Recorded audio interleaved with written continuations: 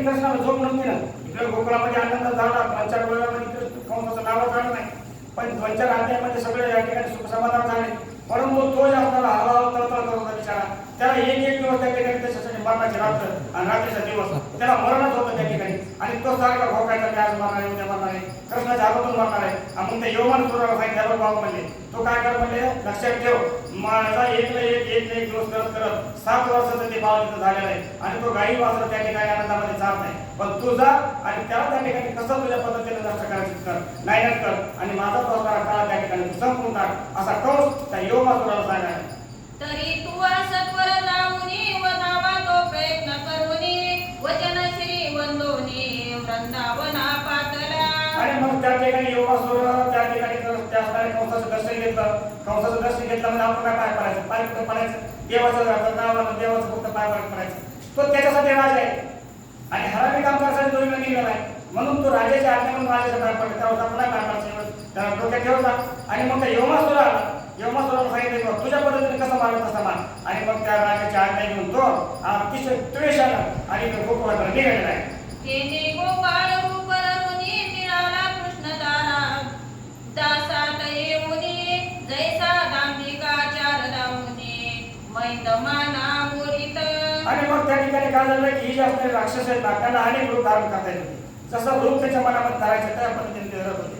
आणि मग काय केलं नाही, तो इकडे यायचं म्हणजे जर त्याच्या वेशामध्ये आला होता, इकडे पकडला असता ना या सैनिकाने, या हाताने बाळगोपाला त्याला निवडीला असतं का, मारला असता. तो आमच्या बाळाचा कंसाचा दूत आहे, आमच्याकडे तो विनाशकारी आहे असं मला डोळा झाला होता. त्याने काय केलं, यांच्यामध्ये मिसळायचं म्हणून जसं तसं आणि या गोपाळाचा वेश धरला आणि या बाळगोपाळाचा काही उचलून यांच्यामध्ये मिसळला.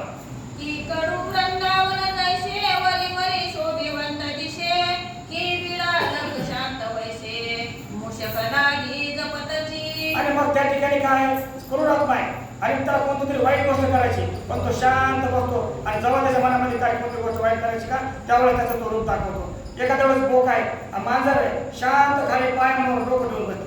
मांजरीनं पायावर डोकं ठेवलं ना असं समजायचं काहीतरी वाईट करणार आहे. आणि मांजरीनं पायावर डोकं वर ठेवलं तो अंतर ती मांजर कुणाचं पाप करणार नाही, काहीच नुकसान करणार नाही. आणि मग जसं ती शांत बसती आणि जेव्हा त्याच्या मनाला उंदीर धरायचं तेव्हा धरती, तशाप्रमाणे असुर हरी समजे ते समयी गोप वाटुनी देव जोठाई वाघ मिली नवलाही खेळू म्हणे कृष्णाचे. आणि मग त्या ठिकाणी काय झालं की गोपाळाचा रूप त्या ठिकाणी रूप धरलं आणि गोपाळाचा रूप धरलाय आणि समोर आला आणि त्याने सांगितलं, मग त्या बुद्धी बुद्धी वाईट बुद्धी. आणि मग त्या ठिकाणी श्रीकृष्ण परमात्मा म्हणजे दिलं बघा आपण काय करत आता इथं असणारं वाघ आणि गाई असं या ठिकाणी खेळ खेळायचा म्हणजे आपण वाघ झाला ते वेळे गोपाळाशी घेऊन पळे पर्वत मोर विवर कोरिले त्यात गोपाळ कुंडी पळे. आणि मग त्या ठिकाणी यवमासुर नावाचा राक्षस आहे, तो काय झाला वाघ झाला आणि वाघ झाला आणि खेळायला सुरुवात केलं.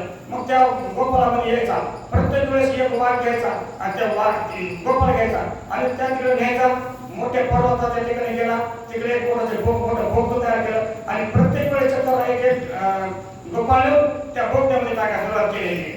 परम कपटी दुराचार गोपाळे करे कनेले समुद्र गाई वंशाचे भार कोंडी विवरी दुरात्मा. आणि मग या ठिकाणी तो वाईट घोषित करायला आला होता, हे कुणाच्या ध्यानात आलं नाही. हे जे असणारे बाळगोपाळ त्या ठिकाणी अज्ञानी होते. भगवान श्रीकृष्ण परमात्म्याच्या सगळं ध्यानात येत असतं, पण त्याला सुद्धा हे लीला त्या ठिकाणी करायची होती म्हणून ते शांत थांबले असतील. असं करता करता असणारे गाई गोपाळ वासरं सर्व त्या ठिकाणी त्यांनी नेले आणि त्या भोगला घालून त्या ठिकाणी काय केली, कोंडून टाकले. गाई गोवळे नेले समस्त एकदाची राहिला रमानाथ तटस्थ चहूकडे विलोकित मने विपरीत गेले येणे पळे. आणि मग त्या ठिकाणी यवमासुराने त्या ठिकाणी काय ठरवलं नाही, गाई गोपाळ वासरं केले त्या ठिकाणी डोंगरामध्ये कोंडून टाकले आणि परत इथं आला.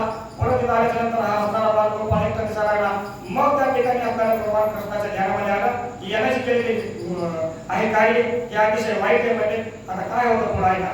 भक्ताकारणे चक्रपाणी चौकडे गेले रामराणी महापर्वत दरी ते क्षणी मोक्षदानी पाहतसे. आणि मग त्या ठिकाणी काय केलंय की लीला दाखवायची, सर्वांना त्या ठिकाणी शोधाशोध करायची, काहीतरी या ठिकाणी कार्य करून ते ग्रंथ वाढवायचा आहे. मग त्याला माहित होतं का नाही, माहित होतं, परंतु जसं लिहिलं तसं आणि जसं अवतार कार्यामध्ये त्याला सांगितलं तुमच्या जसं वागायचं तसं वागवत ते देव भक्तासाठी. मग त्या असणाऱ्या भक्तगणांना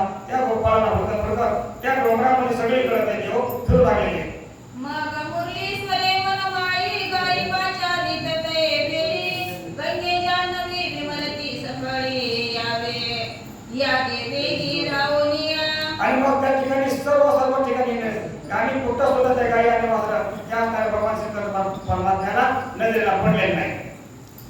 धावते तुंगभद्रे वैतरणी वेणी पिनाकी पयोष्णी नर्मदे सरस्वती यमुने कृष्णे वेणी गोदे मंदाकिनी या वेगे.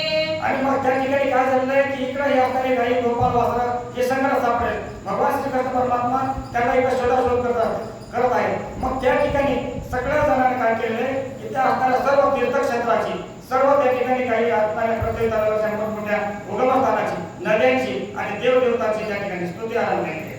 रेवताती भोगावती प्रवरे चंद्रभागे पूर्णावती कावेरी प्रतीची सावित्री सती या वेगे सत्वर. आणि मग दुःखामध्ये त्या ठिकाणी कोणताही व्यक्तीला प्रत्येक ठिकाणी प्रत्येकाची मदत हवी असते. त्याप्रमाणे या ठिकाणी सर्व असणाऱ्या पद्धती गंगा नदी गोदावरी सावित्री तुंगभद्रा यमुना या सर्व नद्यांची आणि तीर्थक्षेत्रात त्या ठिकाणी विनवणी सुरू केलेली आहे. सुवर्णमुखी ताम्रपर्णी ऋतुमाले शिशुमाले पयोष्णी तुंगभद्रे सुवर्णदके यक्षिणी धावाता सत्वर. आणि सर्व त्या ठिकाणी तीर्थक्षेत्र या पृथ्वी तलावरची जेवढे तीर्थक्षेत्र आहेत आणि जेवढे देव देवता आहेत सर्वांचं त्या ठिकाणी स्तवन करून आणि या असणाऱ्या दुःखाच्या भागामध्ये आम्हाला या ठिकाणी मदत करा असं म्हणून त्या ठिकाणी विनवणी करू लागले. तव त्या पर्वताचे अंतरी गायी आक्रंदती एकसरी धावे धावे कामुरारी सोडवी झळकरी एकुनिया. आणि मग त्या असणाऱ्या पर्वताच्या मधीची कोंडलेले गायी वासरे होते बालगोपाळ होते ते देवतांची त्या ठिकाणी स्तुती करत होते. नव्हे ते बालगोपाळ तर करत होते पण ती असणाऱ्या गायी सुद्धा मोठ्या मोठ्या हमरत होत्या. बालगोपाळाची आणि त्या असणाऱ्या भगवान श्रीकृष्णाची विनंती करत होत्या की देवा तू आम्हाला या संकटातून वाचव. आणि तो दोन्ही भगवान श्रीकृष्णाच्या कानावरती गेलेला आहे.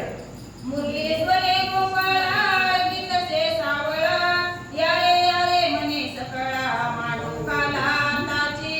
आणि मग त्या ठिकाणी काय केलेलं आहे की हे बालगोपाळ आहे प्रत्येक दुपारची वेळ झाली की ते असताना भगवान श्रीकृष्ण परमात्म्यासाठी जेवायचे.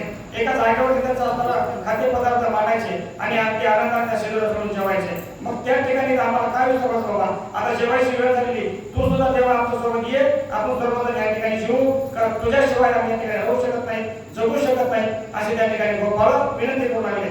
वडजा वाकड्या सुदाम्या वाकड्या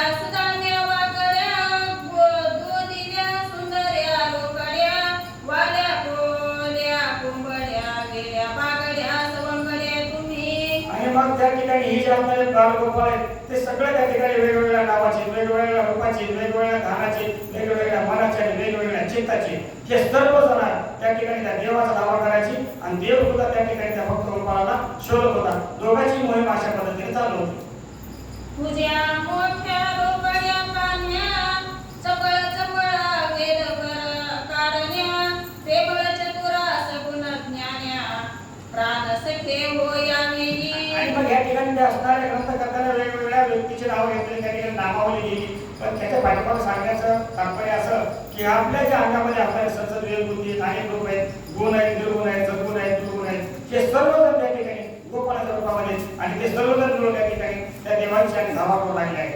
तव पर्वतांतरी गोपाळा क्रंदती करीती कोल्हाळ श्रीकृष्ण नाम देवे लाळ येऊने पाहती एकदाची. आणि मग त्या ठिकाणी त्या पर्वताच्या मध्यभागीच्या ठिकाणी लपून ठेवलेले ते गोरा काही वासर बालगोपाळ सर्व त्या ठिकाणी विना घेऊन तुंबर घेऊन आणि त्या ठिकाणी मृदंग घेऊन आणि जयघोषामध्ये देवाचं नाम स्मरण करत होते. भजन कीर्तन त्या ठिकाणी त्यांनी आरंभ होतं आणि त्या ठिकाणी त्या असणाऱ्या देवाला विनवणी करत होते की तू आम्हाला सोडून जाऊ नको आम्ही तुझ्याशिवाय राहू शकत नाही कसा ना कसा कुठून ना कुठून तू आमच्यामध्ये येऊन मिसळ आणि त्या ठिकाणी तुम्ही आणि आम्ही एकत्र राहू.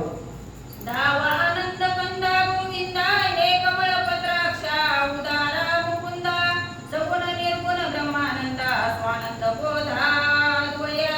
देवा भगवान श्रीकृष्ण परमात्म्या तू आम्हाला या ठिकाणी सोडू एकटा सोडू नको. तू सर्व देवदेवतांमध्ये थोर आहेस. तू आमचा भक्ताचा कैवारी आहेस आणि आम्हाला तू सोडून गेल्यापासून आणि तुझ्यापासून आम्ही दूर गेल्यानंतर आमच्याशी वातावरण झाली आम्हाला जर सुख समाधान नाम झालं तर या ठिकाणी सगुण राहतो आणि निर्गुण परमात्म्या तू आमच्याकडे लवकर ये. कोणीलो संसार पर्वती पडिलो जन्म मरण विषयावती सापडलो अहंकार दैत्या तुझे हाती मनोमने पाहतो कृष्णा तुझे. आणि आम्हाला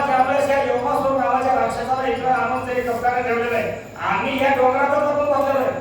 पहिलं जे आम्ही डोंगरात होतो आमचा उपजीविका जीवन त्या ठिकाणी गवत खाऊन जगत होतो. पण त्यावेळेस तो आमच्या समोर असायचा. आता बी आम्ही डोंगरातच आहे, दूर नाही.